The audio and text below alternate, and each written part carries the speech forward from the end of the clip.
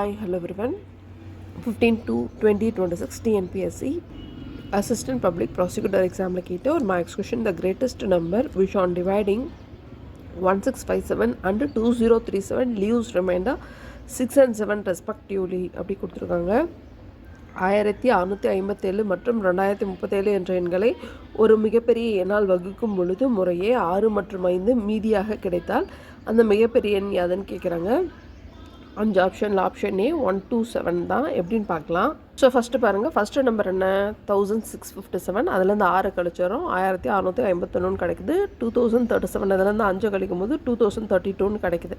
First இந்த பெரிய நம்பரை இதுக்கு இந்த நம்பரால் வகுக்கிறோம். அப்படி வகுக்கும் போது நமக்கு 381 கிடைக்குது.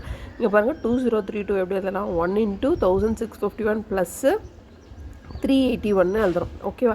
நெக்ஸ்ட் இந்த 381 1651க்கு டிவைட் பண்ணுறோம். ஓகேவா.